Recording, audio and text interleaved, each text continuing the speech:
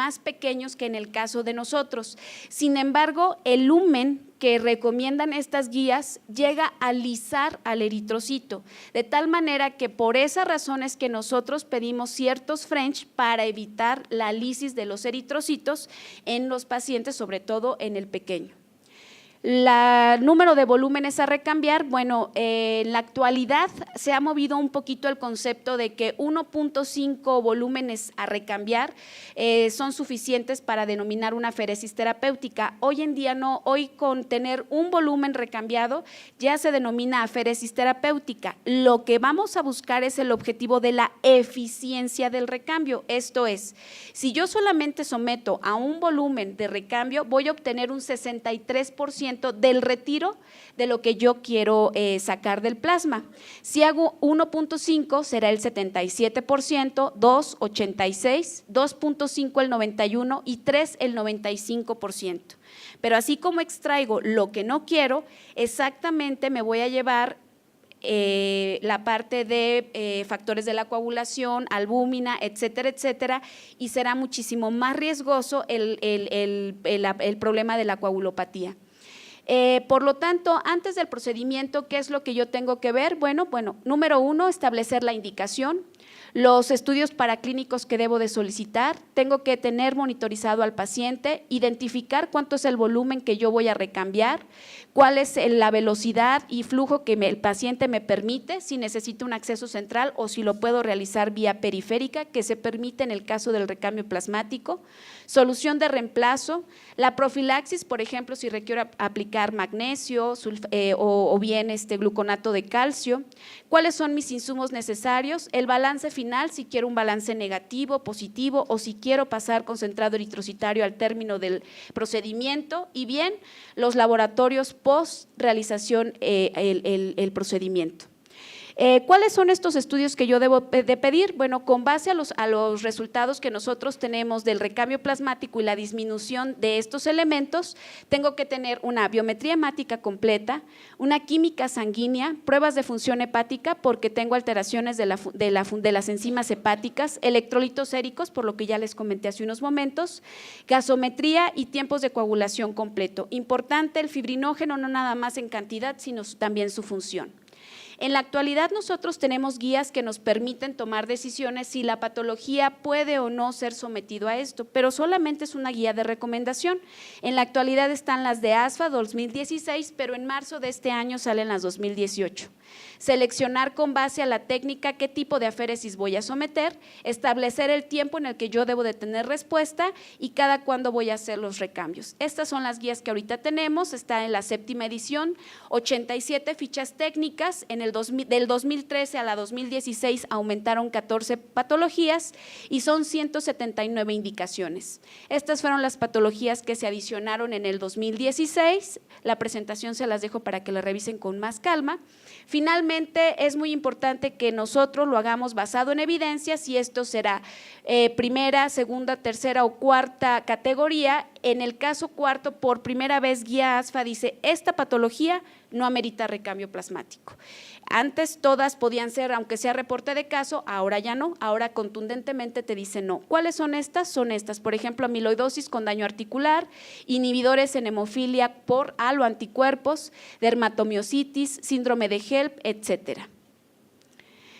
En el caso de hematología tenemos emergencias denominadas para meter a un paciente al recambio plasmático. Estas son púrpura trombocitopénica adquirida, síndrome de hiperviscosidad, síndrome pulmonar renal Goodpasture o asociadas a ANCA, crisis hemolítica por anemia drepanocítica, por un EBC, por priapismo o lesión hepática, leucostasis y una trombocitosis de 5 millones.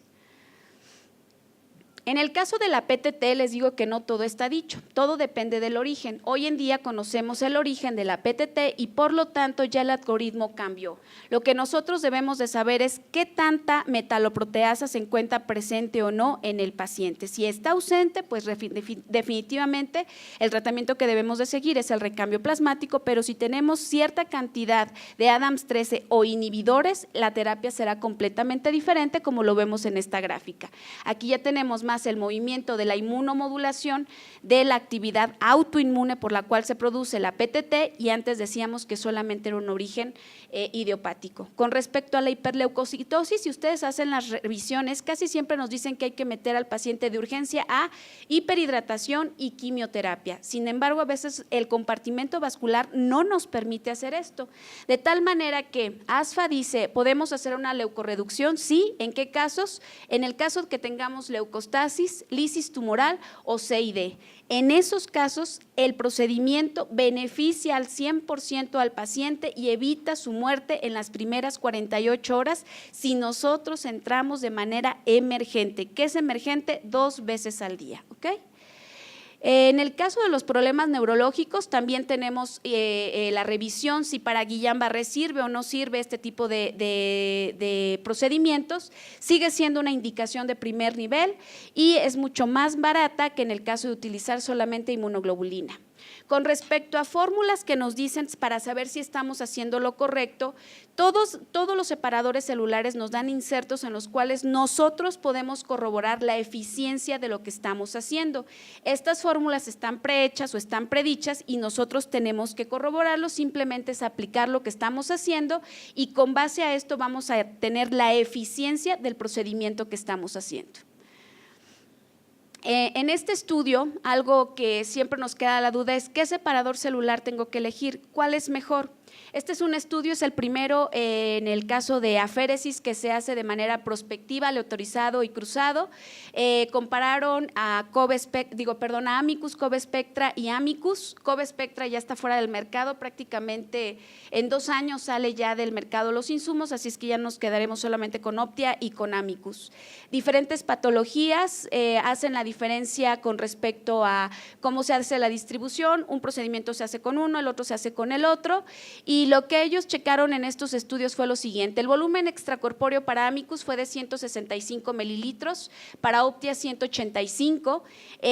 Ambos detectan perfectamente las interfaces, ambos hacen la extracción del volumen del plasma que nosotros calculamos. Lo único que modifica es, en el caso de Amicus, tiene autorizado por FDA la obtención o la disminución la obtención de plaquetas como hemocomponente, la disminución del recambio plasmático, la colecta de mononucleares y hacer la colecta de eritrocitos por recambio, como es en el caso de la anemia drepanocítica. En el caso de Optia son todos estos procedimientos que se pueden hacer, sin embargo, estos últimos no están licenciados por la FDA, entonces lo dice en la europea lo pueden hacer, pero en Estados Unidos no. Con respecto a la diferencia entre la plasmaféresis de centrífuga y de membrana, simplemente es las velocidades. Membrana es mucho más lenta, por lo tanto utiliza muchísimo más citrato y más complicaciones puede haber al momento del recambio. ¿Qué tenemos que hacer? Simple y sencillamente el conocimiento, aplicar más profilaxis y evitar con esto las reacciones. Complicaciones durante el procedimiento, bueno, están diferentes publicadas y esto lo hace la Federación Internacional de Aféresis y nos dice una reposición inadecuada de líquidos nos lleva a reacciones vasovagales, anafilaxia por ya sea la propia sustancia a la cual estamos sometiendo al paciente, ya sea por columnas de absorción, etcétera. La transfusión, cuando utilizamos grandes cantidades de plasma, tral y taco o disnea asociada a transfusión, o bien infecciones como virus de hepatitis B, C, VIH, al citrato como es la hipocalcemia, arritmas o QT prolongado, reacciones por bradicinina, sobre todo cuando estamos teniendo pacientes con manejo de IECAS. El IECA favorece la liberación de bradicininas y por lo tanto podemos tener disautonomía, hipotensión asociado a este efecto. Si van a someter a paciente a recambio, hay que suspender los IECAS por lo menos 48 horas previas. Hemorragias asociadas a la patología de origen o bien a depresión de factores de la coagulación. Ojo, también podemos tener trombosis y eso es algo que se nos escapa mucho. Recordemos que también retiramos antitrombina 3, se ve depletada y por lo tanto puede generar trombosis.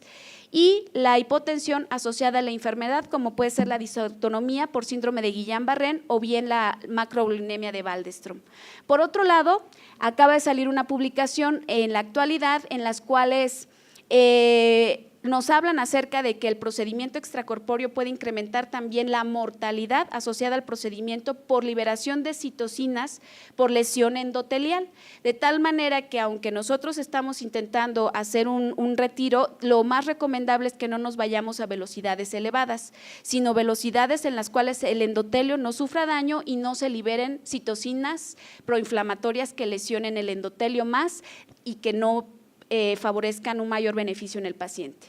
En conclusión, la mortalidad terapéutica es poco conocida a nivel mundial. Desde el punto de vista fundamento, bueno, no tenemos asociaciones tales como una contraindicación para hacer el procedimiento. Es una terapia extracorpórea, por lo tanto, requiere un entrenamiento especializado.